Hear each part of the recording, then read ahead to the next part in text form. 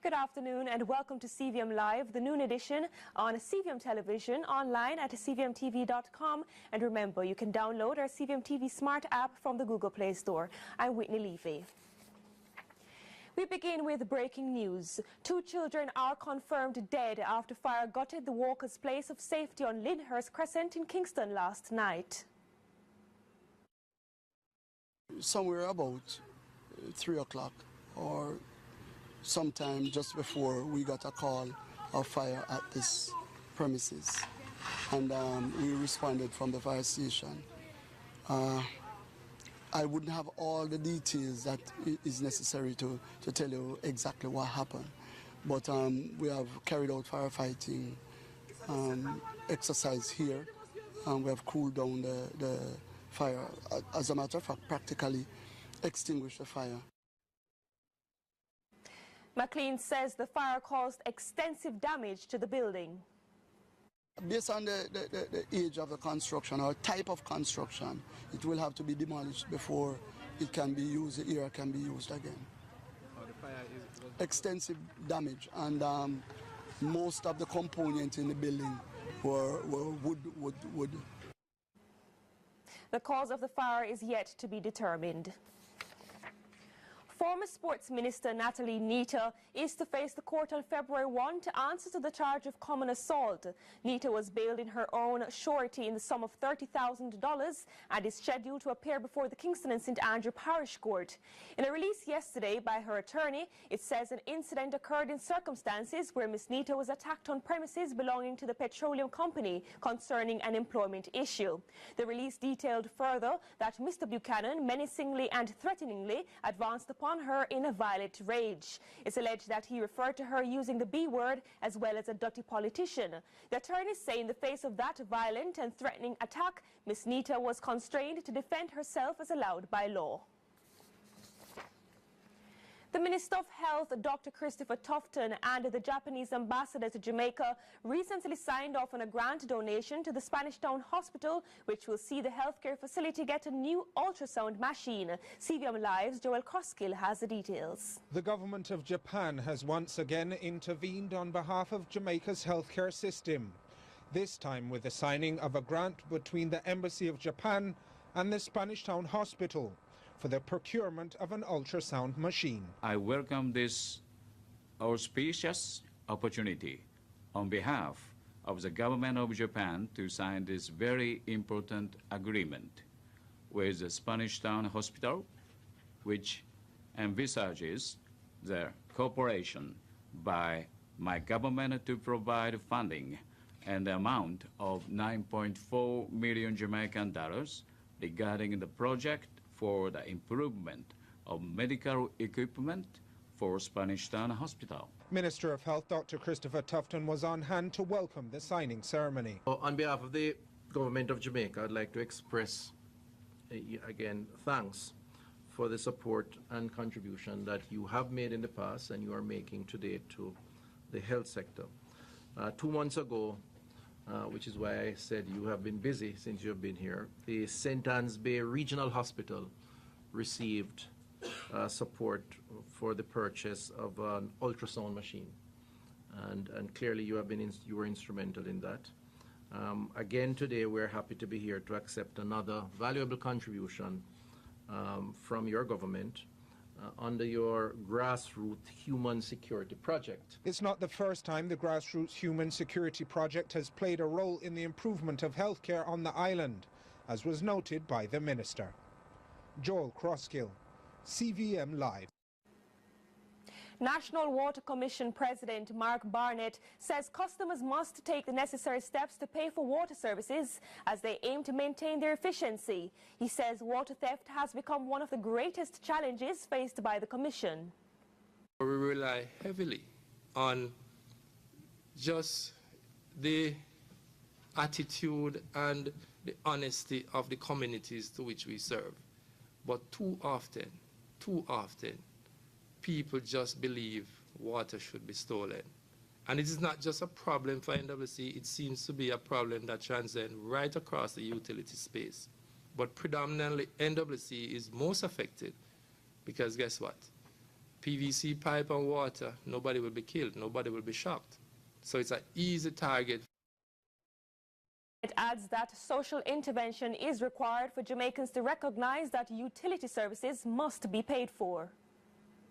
We have to always encourage our customers, those who are legitimate, and the consumers who we consider as the illegitimate ones, to really get legal and pay something.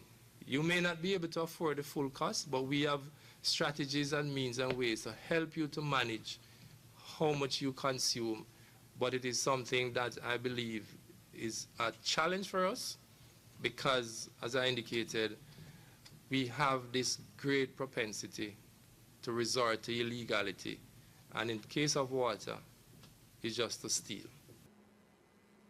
Minister of Transport and Mining Mike Henry has invited the insight of industry stakeholders ahead of Parliament's review of the Road Traffic Act. CVM's Joel Croskill has the details.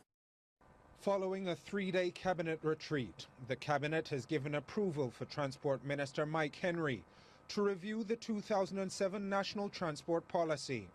This was revealed at the second annual Capacity Building Development meeting of the Transport Operators Development Sustainable Service TODS in Portmore on Sunday. We are now beginning the revision of the new transport policy to replace, which will be 2018, to replace the 207. I'm sure you all should know what the transport policy is. It creates a lot of the problems we have here. I'm committed to having the Road Traffic Act passed by the end of January. Among the plans on which the Transport Minister has placed emphasis is the merger of the Island Traffic Authority and the Transport Authority into one regulatory body. He believes this will erase any blurred lines between the responsibilities of both organizations and lead to a more efficient and sustainable service. Therefore, it's important, because you also would have heard that under the new arrangements in terms of the restructuring of governance and government, right, that we have to merge the Island Traffic Authority and the Transport Authority into one land authority. Therefore, there'll be no hiding behind is this Island Traffic Authority or Transport Authorities. It'll be merged. Just as I have to look at how we also organize the costs for travel and how that impacts across the country. Minister Henry spoke to the expected benefits of the proposed Portmore Transportation Hub to the commuting public and transport operators. He emphasized that a transportation center should cater to all modes of public transportation as well as the needs of its users. He also stated that he expects full support from transport operators. Joel Croskill, CVM Live. Attorney at law Peter Champagny, who represented one of the 4 men who were held in Portland almost 5 years ago for possession of 18 illegal guns and a large quantity of ammunition, says the lawyers who are complaining about his client's 5-year sentence are hypocrites.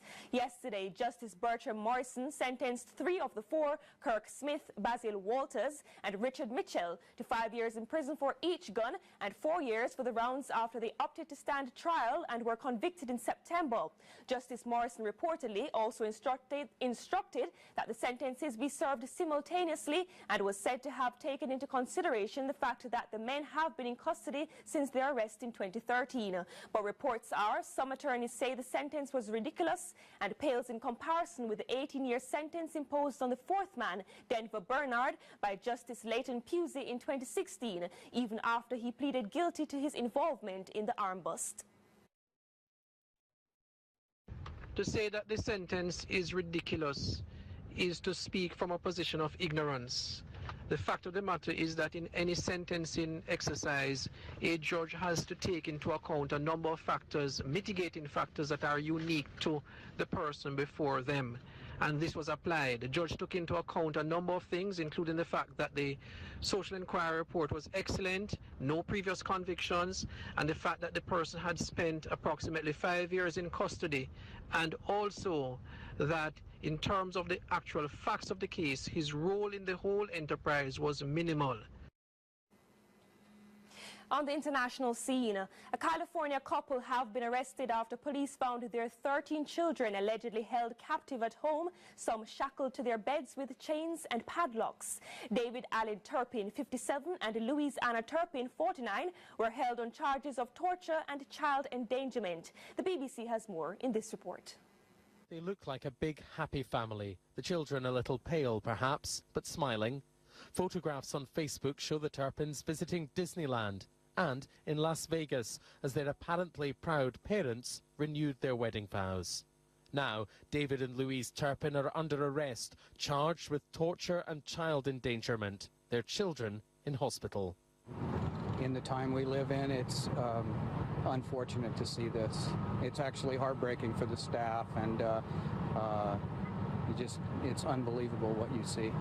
The horror on Muir Woods Road was uncovered early on Sunday morning when a 17-year-old girl escaped with a mobile phone and called the police. At the home, officers found 12 siblings and were shocked to discover that 7 were adults, the eldest 29. The captives were dirty and malnourished, say police, shackled to their beds with chains and padlocks in dark and foul-smelling surroundings. As reporters arrived in the quiet suburb east of Los Angeles, neighbors said they were stunned. The kids were not sociable at all. They were didn't want to look at people, they were just doing what they're doing and no eye contact with society. You would never see anyone visit. You would never see anyone come outside. All you would really see is that they'd go out and maybe make a grocery run, and that was about it. As you see, I have a daughter, and it's very horrifying, that could happen in this community. Well, there's no hint at all here of the grim conditions inside this home. And the questions about what happened are mounting, not least how long were the siblings held captive and why. James Cook, BBC News. Bangladesh and Myanmar have agreed a time frame for repatriating hundreds of thousands of Rohingya who fled crackdowns from the military. Myanmar has agreed to accept 1,500 Rohingya each week, adding that it aims to return all of them to Myanmar within 2 years. Again, we turn to the BBC. I think what we hope to highlight is that all the most important details are missing, and those are preparing the ground for a viable repatriation. It's not just that this is supposed to be a voluntary repatriation, and all the refugees, of course, have said they want reassurances about their safety if they go back, given the horrific experiences they had when they were subjected to a military operation, and all sorts of terrible abuses have been reported by them. But there are many other things that would need to happen. At the moment, Rakhine State, where they fled from, is still sealed off from any kind of international supervision. The UN agencies have very limited access there. The Myanmar authorities are not ready to allow any kind of independent investigation into what's happened, or to sort of prepare some kind of supervisory group that might actually be able to reassure the refugees. Until that happens, it's unlikely that many Rohingyas would want to go back. And the UN has made the point today that they have to be properly informed about other aspects. Are their homes being rebuilt? You've got more than 350 villages burnt down. There's so much that hasn't been decided about how you get an orderly repatriation. With that, we take a break on CVM Live, the noon edition. Do stay with us.